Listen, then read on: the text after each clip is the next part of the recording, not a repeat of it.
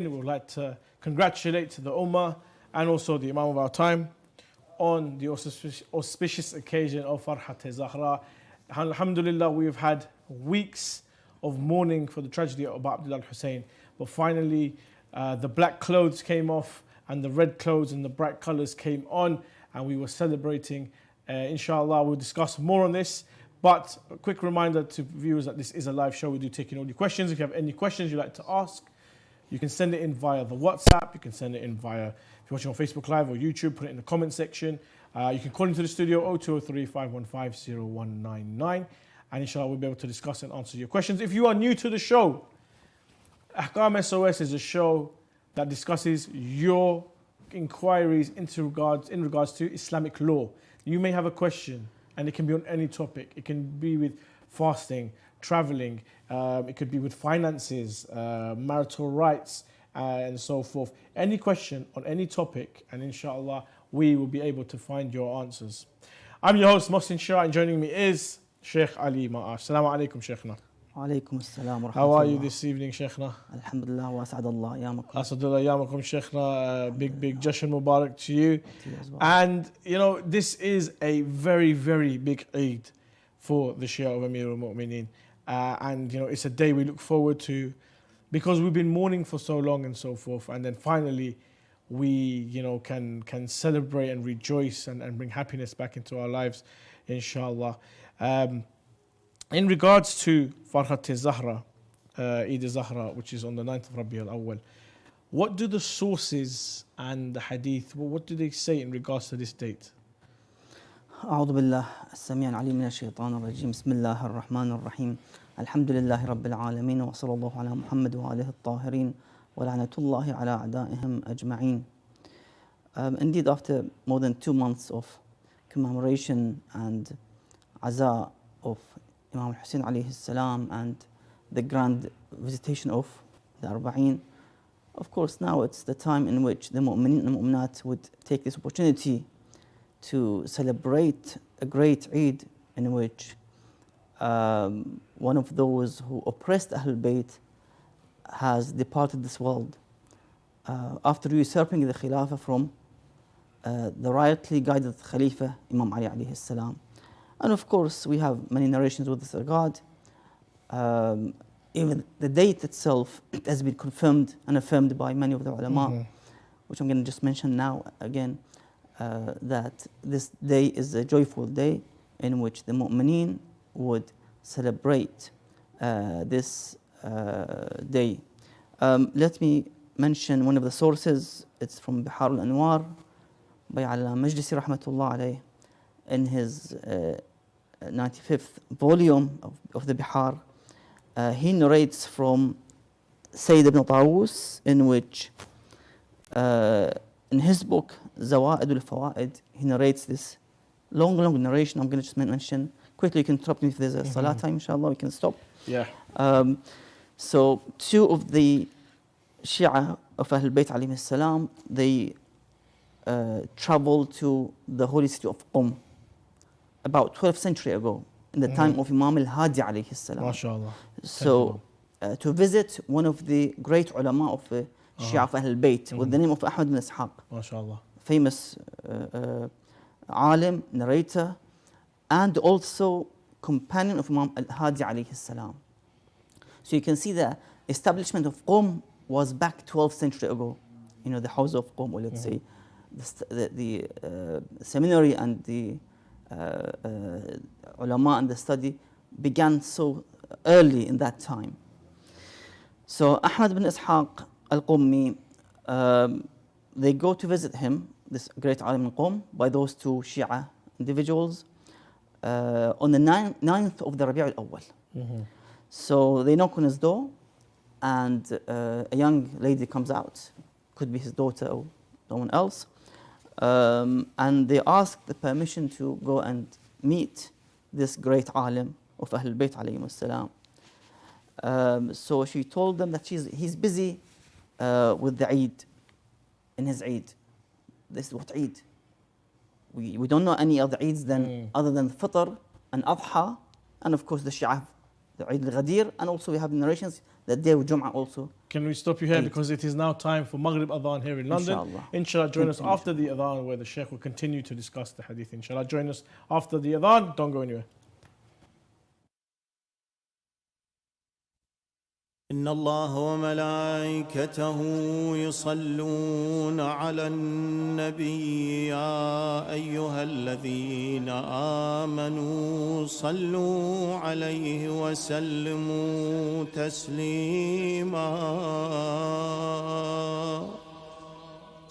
سبحان الله والحمد لله ولا إله إلا الله والله أكبر ولله الحمد الله أكبر الله أكبر الله أكبر الله أكبر من أن يوصف جل جلالك أنت غفار ترحم الراحمين أشهد أن لا إله إلا الله أشهد أن لا إله إلا الله أشهد أن محمدًا رسول الله صلى الله عليه وآله وسلم أشهد أن محمدًا رسول الله صلى الله عليه وآله وسلم أشهد أن عليًا ولي الله زاد الله بشرفك يا أمير المؤمنين أشهد أن أمير المؤمنين عليًا وأولاده المعصومين بالحق حجج الله صلوات الله عليهم أجمعين حي على الصلاة حي على الصلاة حي على الفلاح حي على الفلاح حي على خير العمل حي على خير العمل الله أكبر الله أكبر لا إله إلا الله لا إله إلا الله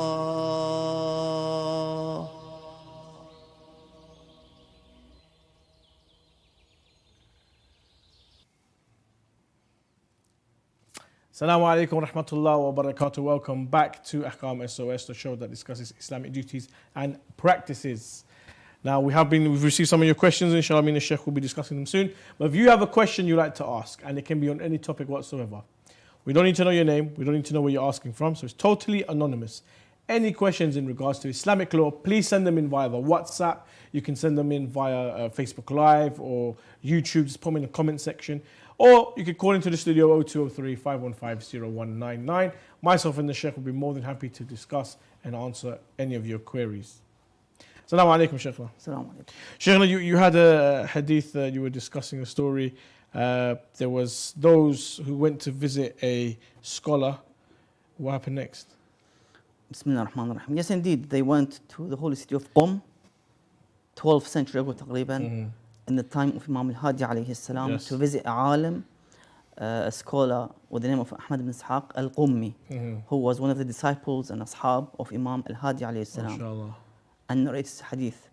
So they found out that Ibn Ishaq was celebrating on the 9th of Rabi' al-Awwal, and they were surprised. How could that we as a Shia have another Eid, a fifth Eid, let's say, Yes. after Eid al-Adha, Eid al-Fitr, Eid al-Ghadir, Yes. and the Eid Jum'ah al-Adha, also okay. to be known as The Eid of the Eid week. as well. So they were asking about and inquiring about this mas'ala, that how could we have another Eid and we don't know. So basically what happens is that they go and visit and sit with Ibn Ishaq and ask him about that why he's celebrating the 9th of Rabi'ul Awwal. So he said that yes, indeed, it is one of the best a'yad of Ahlul Bayt alayhim salam. It's the best Eid of the Ahlul Bayt. and then he says that, and they see him that he is in a state of purity, you know, he had done ghusl, exactly like the Eid day, ghusl with perfume, and so forth. So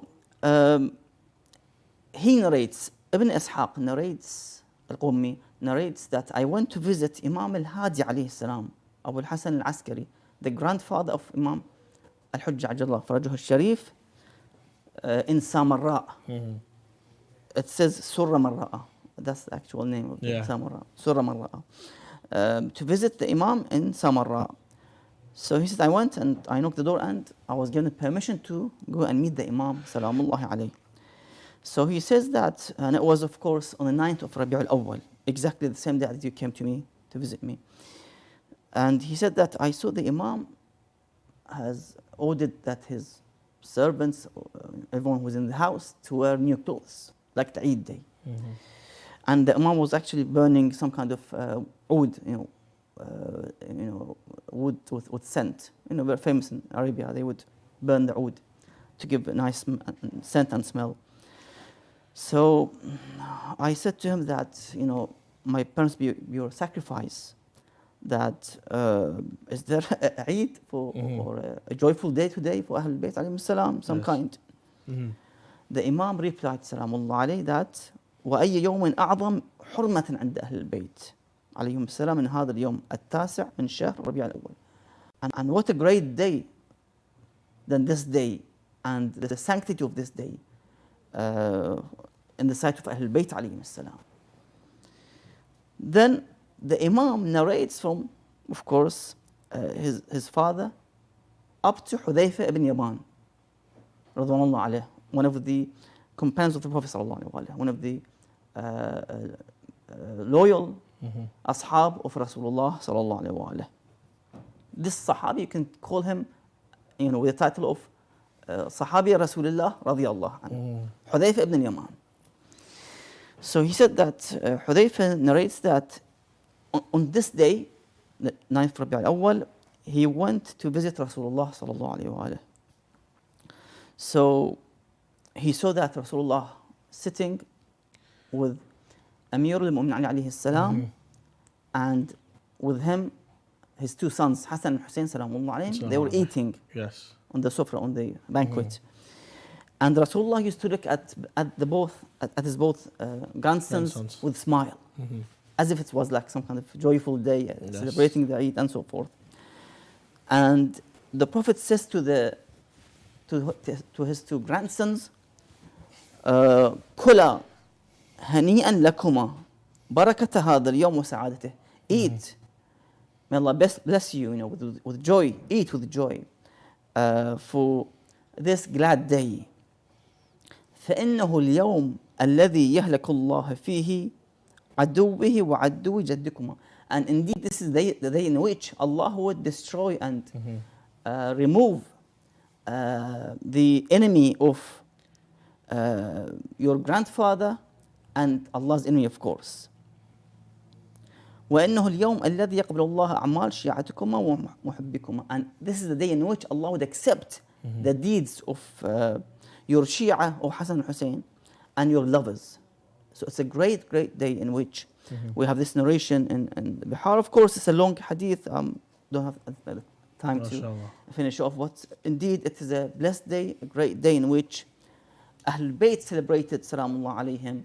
Because you see, to have an enemy of Allah to be removed, that of course brings joy to those who are orphans, to the poor individuals who were under his tyranny, being oppressed, especially the house of the prophethood, the house of Ali and Fatima alayhi salam, to be oppressed by this individual.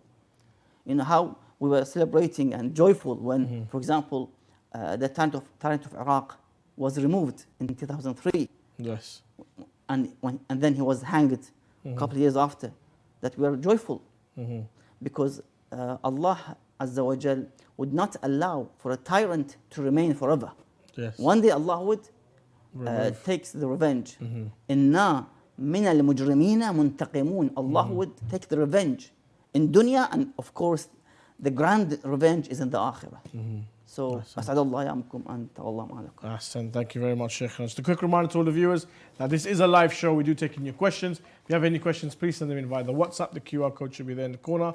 If not, if you're watching on Facebook Live, YouTube, put your questions in the comment section and inshallah the technical team will send it to me on my iPad. I've got some questions here, Sheikh. Let's kick off. Assalamu alaikum. Do females have to cover the shape of the shoulders?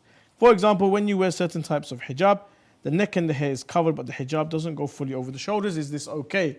So I'm assuming, Sheikh, let's say we've got a sister, she's got a t-shirt on, a jumper or a hoodie or so forth, and then she wears the hijab, but the hijab is around the face and neck area. It doesn't really go over the shoulders. Is that okay? What is important for the hijab to make sure that the curves and the shapes of the body are not shown. That's the issue. That's why they have to wear, for example, something wide enough to cover the body and not to show the curves and the shapes of the body. That's important. Fair. If she wants to wear, for example, I don't know, some kind of a shirt in which it's tight, it's problematic. Even if the neck and the hair is covered, but the shape of the hand, of the arms, are all shown. So that's the problem. That you have to make sure that you cover whatever shows the shapes of the body and the curves of the body. Fair. From WhatsApp, Assalamu alaikum, Sheikhna. Some turba have engravings on them, like Ya Hussein. Can you do sujood on this part of the turba? Sheikhna, we have, and I've seen it myself, we have turab and there's engravings on it. It will say Allah's name, maybe sometime Ahl al-Kisa and so forth. Maybe sometimes there's a dome and a minaret and things like that. Is that okay to be on the turab, or should it just be plain and simple? You see, what is important for us to understand and comprehend that we do not prostrate and worship that object. Be it a muhr, a turba, or let's say sometimes we don't have any turba. It could be a tissue, for example, to pray on, Yes. or a leaf, tree leaf, or grass, for example. It is very clear in both Shia and the non-Shia books that the Prophet ﷺ that the earth was made for me to be as a means of purification, masjidan wa tahura, and a place of prostration. The Prophet a carpet. Yes. Masjid Rasulullah ﷺ, when he established the masjid, it was on the pebbles.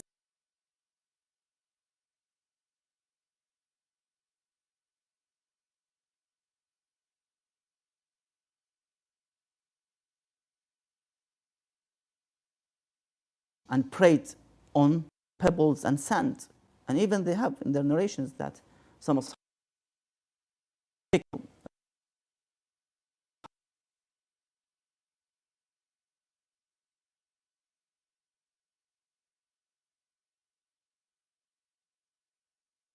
so put it back and prostrate on it.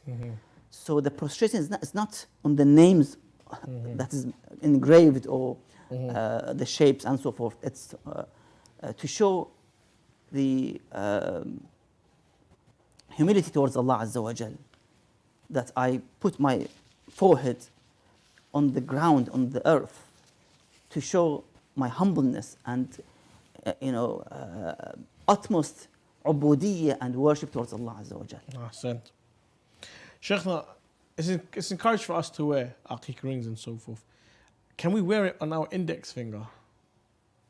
I haven't heard something which is negative in terms of wearing on the index finger. I haven't heard anything. From YouTube, Sheikh. Assalamu alaikum, Sheikh. Assalam. I'd like to ask you, during wudu, can I wash my face? Water falls into my hair. Is my wudu still accepted? I guess when they go like this is from YouTube, by the way, like this, and sometimes water may go into the fringe or the front area while you're doing the face and so forth. Is that okay? Or So where the water is, so when their hair is wet, for example? no, the hair was dry. But when they applied the water to the face for the first washing of the face, some water got into the front part of the It hair. doesn't matter. No, It should it's be okay. fine, yeah. What is important that when you do masah and wipe your head and feet, both feet, you have to make sure they are dry. Or at Okay. least the wetness of your palm hand is more than the wetness Wetness. of the feet and the head as well. From YouTube, when we have doubt in third rak'ah of Isha, that is the second or third, what to do then? Do we need to make namaz ihtiyat with sajda saw? Because we also don't know that we had done the tashahhud or not. Okay. There are certain ahkam.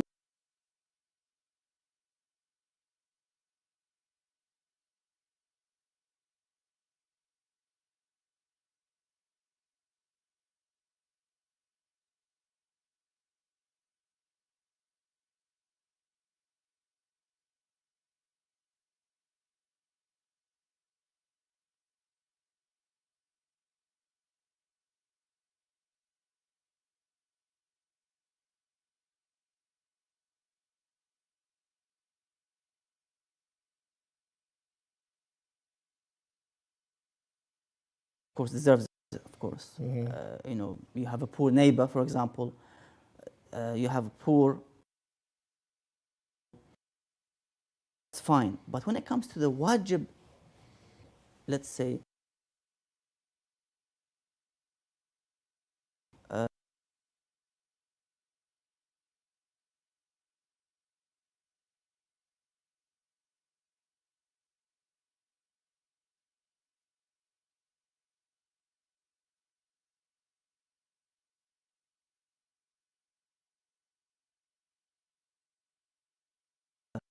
Question coming here, Sheikh, from YouTube. Sheikh, what distinguishes a prophet to an imam? And who has a higher rank?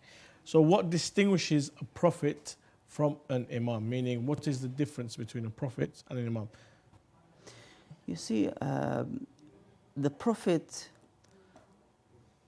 is the one in which Allah Azza wa Jalla sends to guide his people, his nation. It could be a village, it could be a city, it could be a person. A prophet from himself.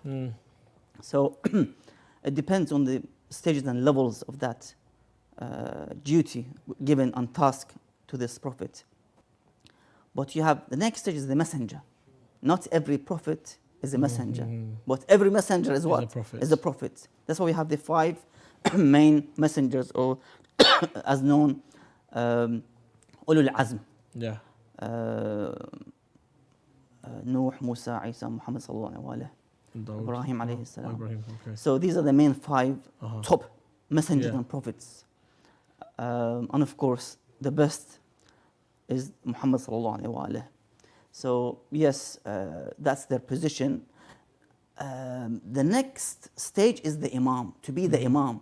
That's why Allah Azza wa Jal gave this great status to Ibrahim when he said, Inni ja'iluka lil-nasi imama. He was prophet, messenger, and then he became the imam. Wow. That's what imam is, greater position, of course. MashaAllah. Indeed. MashaAllah. Sheikh, we've got a phone call, inshallah we'll be able to get through to our viewer. Assalamu alaikum, are you there?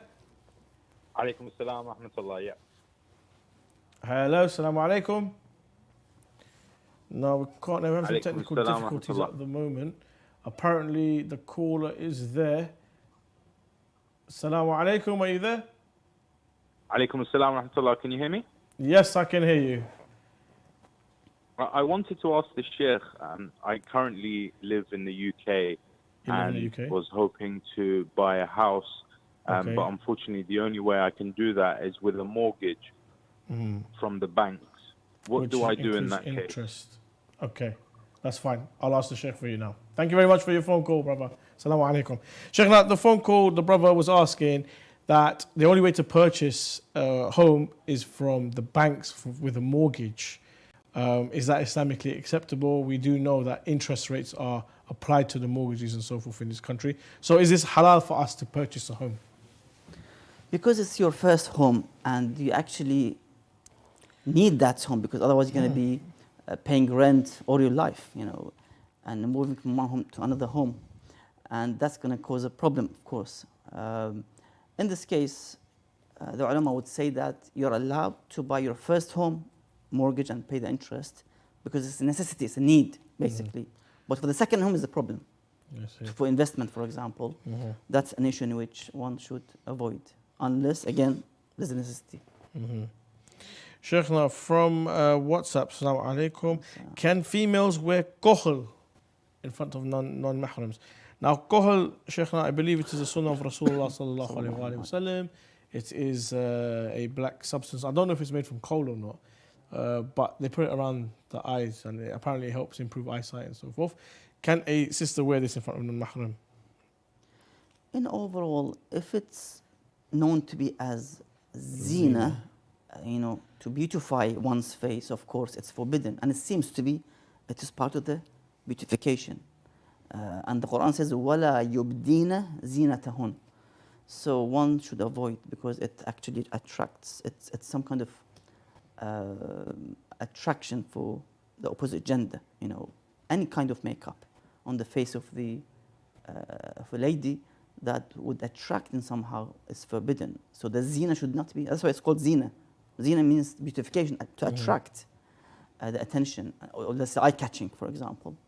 It's forbidden except for the wife or the, let's say, relatives who are mahram to this lady. From WhatsApp, Assalamu alaikum, Sheikhna. Can a transgender lady, so a man that has transitioned into a lady, is she allowed to see other ladies without hijab? Is she allowed to touch these ladies? Basically, the man remains as a man and the woman remains as a woman. That's the issue. Unless there's specific situations mentioned in the riwayat of Ahlul Bayt alayhim as-salam, the ulama have private parts, for example, known as khuntha, if you search about this word. Of course, they can choose to be one side. That's different. It's illness, it's severe illness, it's a very bad situation for this individual. They could go into depression and so forth because of the situation. Because now they're in the middle, neither man or woman. They have a different situation and case. But for someone who is 100% a man or a woman, they can't. Fair. This one is from WhatsApp. Assalamu alaikum, Sheikhna. Can mustahab prayers be prayed in any direction, or do they need to face the qibla? So a mustahab prayer, it's not wajib. Do we have to face the qibla when praying these? There's a difference between the ulama. In overall, some would say that they have to pray properly like the wajib prayer. So for namaz al-shab, salatul layl, you have to stand in front of the qibla with wudu and pray. Some say no, you can actually walk and pray. It's a mustahab. Yeah. Even not facing the qibla. Even I heard not even with wudu, you don't have to have wudu, you can pray without wudu and stuff. It's mustahab. So basically you have to be, according to your marja', whoever you follow, to see if they allow you to pray while you can walk, for example. His Eminence said Sadiq Shirazi Hafadullah. What does he say? The statement is you can actually sit or walk and pray. Okay, he has that opinion. Even if it's opposite the qibla. Okay, fair. Because it becomes, let's say, wajib when actually standing and praying properly. Then you have to face the qibla and perform all the obligations of the salah. So qibla, facing the qibla and so forth. Fair enough. Sheikhna, Islamically, what are some good actions to do when it rains? I heard drinking rainwater. Rainwater has shafa'ah, no? There's something mentioned about the rain in the month of April, I think. Okay. Take and drink, something mentioned, yeah. And overall one asks Allah in a dua, the best time for dua. Because what rain is a symbol of barakah? Barakah, rahmah, mercy, blessing. Mercy, so it's a good time to ask for a dua. Exactly. MashaAllah. From YouTube, Sheikhna. Assalamu alaikum, Sheikhna. How did Prophet Muhammad sallallahu alaihi wasallam actually die? Was he really poisoned from Aisha? Sheikhna. The Quran is clearly mentions that أَفَإِن مَاتَ أَوْ قُتِلَ, that if he dies, rather he's killed. So died, rather he was killed. So Sunni and Shia sources and narrations confirm that he was killed. The Sunni would say that he was killed by a Jewish woman in Khaybar, 4 years before his death, that he was given a shoulder, sheep shoulder, poisoned. He had a bite of it and then he left it. Ala kul hal, there long narration that they mention. And of course, after 4 years, he passed away because of this illness. And that doesn't really work well, because especially if you ask these experts in this field. It wouldn't work because he was in a situation, poison can maximum last probably about a week. then it's out. Even a year, even a year. You would be ill in the bed, for example. Yeah. So that narration would not accept it. But in terms of the what the brother mentioned, it's in the Bukhari. Okay. If you type al-ladad, that Aisha and Hafsa, they gave the Holy Prophet medicine, a specific medication, while he was asleep. And they forced it into his mouth. It's all in Bukhari. And the Prophet said, don't do it. But they forced it. And then when he woke up from his sleep, he said that everyone should take it except Abbas, my uncle. Yeah. And they refused to take it. So there are signs that there was a plot to end the Prophet's life earlier. He was ill, yes, but they tried to finish him off and take over the Khilafah, which they were, of course, successful in this process. From YouTube, Assalamu alaikum, Sheikhna. What is the mainstream position of the Shia on Bilal? I'm assuming they're saying Bilal al-Habshi, who was a great companion of Rasulullah sallallahu alaihi wasallam, and also a great companion of Amir al-Mu'mineen and the supporter of Amir al-Mu'mineen. But yes, for the benefit of the viewers, the position that the Shia have on the Sahaba, Bilal al-Habshi.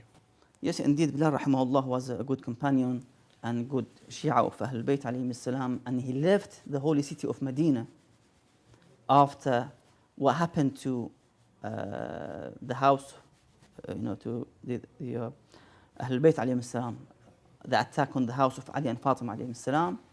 He stopped reciting the adhan, protesting on this oppression against the holy prophetic progeny's house and family. So he left towards the Sham, and he died in Sham, in Syria. And I visited his grave a couple, like 30 years ago.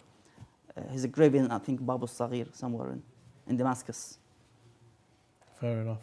Inshallah, we're going to go to a short break. Join us after the break as we continue our discussion here on Ahkam SOS. If you guys have any questions you'd like to ask, please keep sending them through the WhatsApp or via YouTube or via Facebook Live.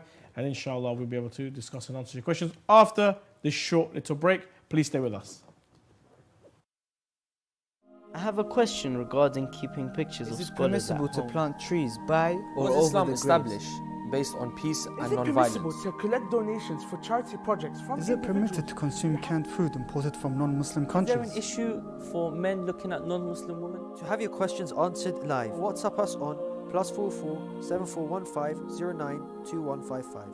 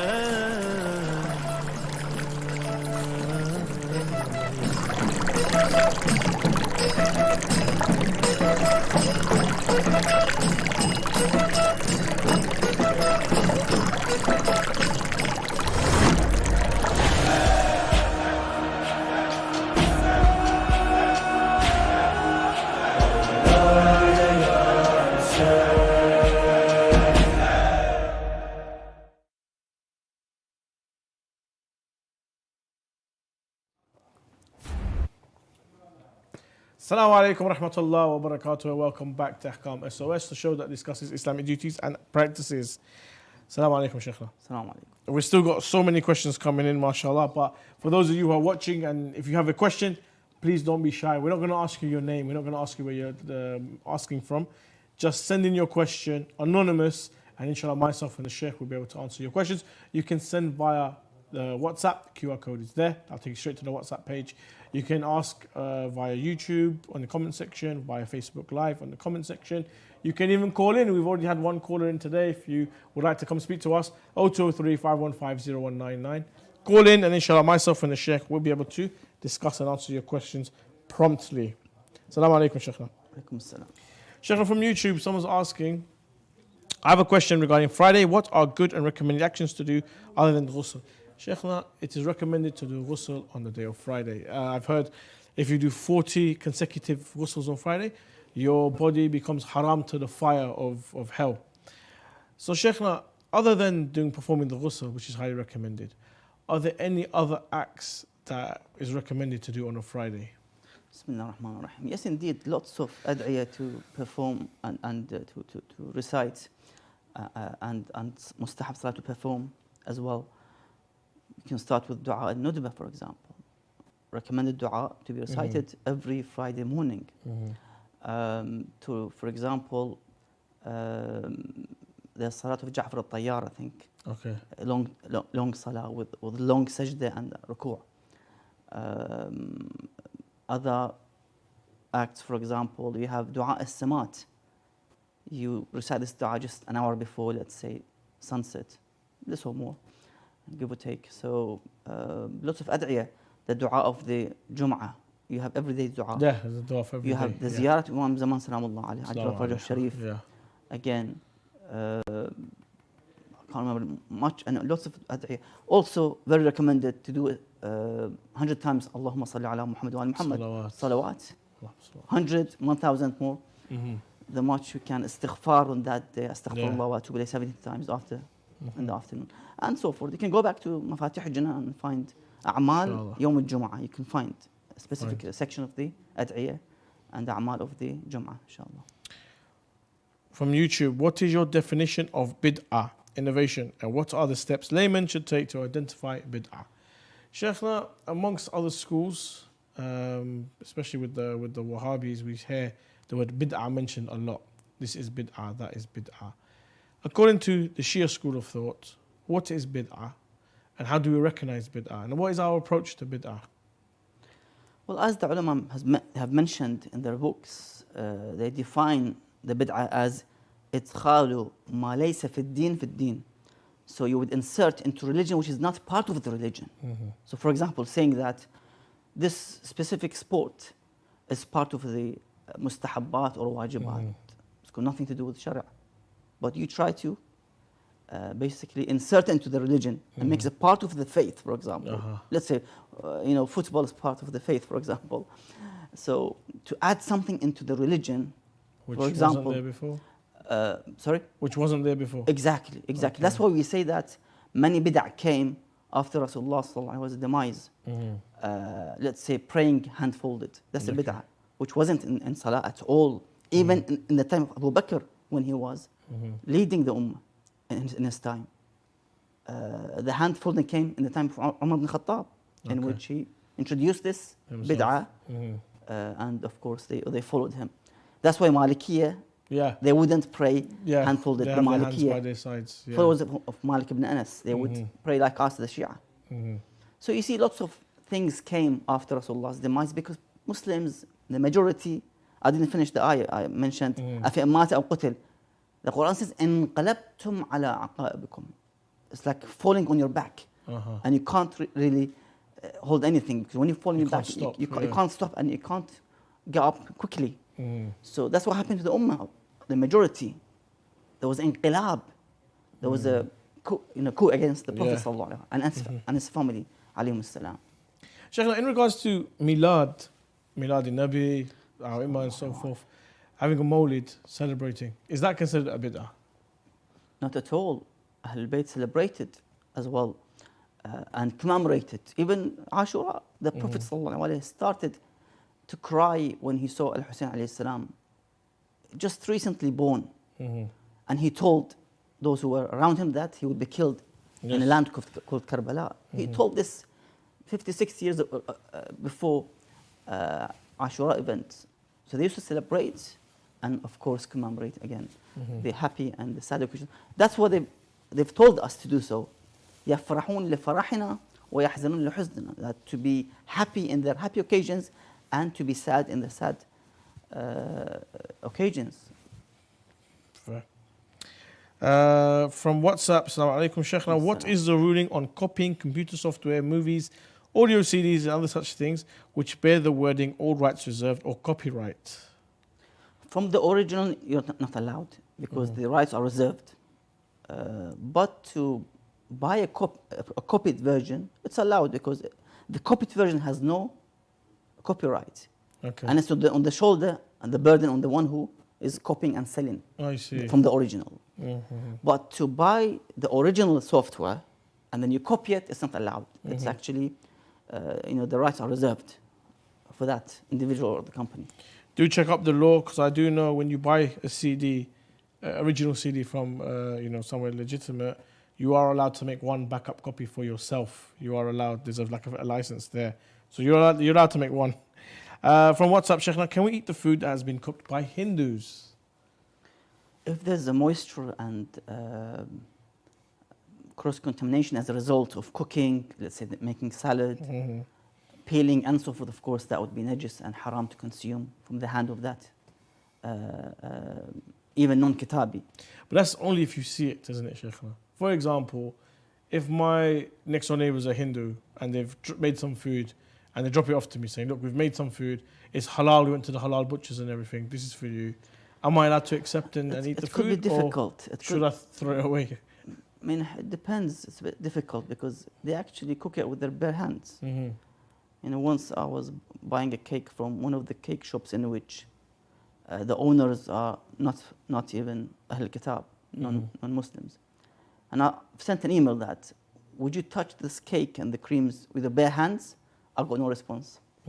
So it's a problem, to be honest. One is better to avoid eating their cooks and so forth.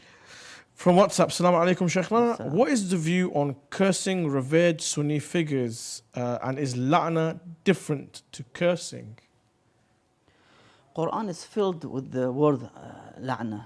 It's a Quranic way in which taught the mu'min and the mu'minat to follow suit. And we take our guidelines from the Quran.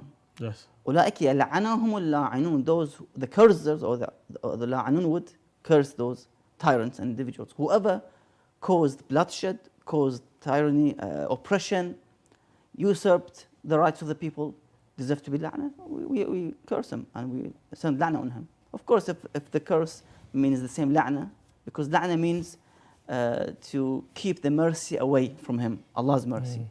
That's what it means. Curse maybe is something more severe, I don't know, like swear, for example. It depends really. We have to find the correct meaning and definition. It's a very nice question. Assalamu alaikum, Sheikhna. From YouTube, Sheikh Ali Ma'ash, why do Shia scholars wear black or white turbans to signify the lineage of Sadat or non-Sadat? Of course, we have to make sure that we differentiate between the Sayyid and the non-Sayyid. Otherwise, everyone can come and say, I'm a Sayyid from the lineage of the Prophet. And in this case, they would take Khumus as their right. We are a poor family and we are Sada, so we take the Khumus. I see. So to make sure that they're different from the non-Sayyids, so they can have their own rights in terms of Khumus and other in terms of Rasulullah sallallahu alayhi wa sallam and also the Ahlul Bayt, Imam Ali, Amir al-Mu'mineen and so forth, what color turbans did they wear? I've heard green was very common different colors, white, the black. Bani Hashim, but sometimes they would wear white, black, sometimes yellow, green, orange, black. What were the colors that they were wearing? I think it was white, black, could be green as well. I can't remember. Yeah, could be that color. Fair enough. So it's and not with different names. Okay. The Prophet's imamah was called Sahab, one of his imamah and turbans. Different names given to each turban. Yeah. Fair enough. So it's not like mandatory it's okay for a Sayyid to wear a white turban? The problem is, as I've said, if we allow this, then of course non-Sayyids would come and say, well, we are wearing black, so because now we have this issue in some of the Arab countries, with Shia minority or even majority, some would came up with the idea that no, we are Sayyids, and we are allowed to receive some of the, let's say, huquq and so forth. There's an issue. They try to solve it. From YouTube, Sheikhna, this is the last question for this show. Sheikh, on a daily basis, we see women with no hijab. When communicating with women that don't wear it, if I watch her while speaking with her, do I get a sin? So if I'm speaking to a lady who is not wearing hijab and so forth, I'm talking to her, is that a sin if I'm watching it while she speaks? Well, one is allowed to look at the face in overall and at the hands. More than that, of course, one should avoid it. So, and then don't concentrate too much. Sometimes one concentrates. You don't have to really concentrate and keep, staring at that individual. So just keep it to the minimum. Thank you very much, Sheikh. Now, thank you to all the viewers for joining us on this episode of Ahkam SOS. Inshallah, myself and the Sheikh will be back on Monday, 7 p.m. here on Imam Hussein TV 3.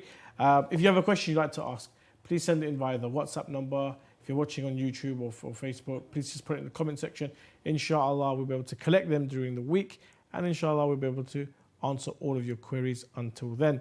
Inshallah, take care. See you soon. Keep enjoying the celebrations and join us again on Ahkam SOS Monday, 7 p.m. here on Imam Hussein TV 3. Assalamu alaikum.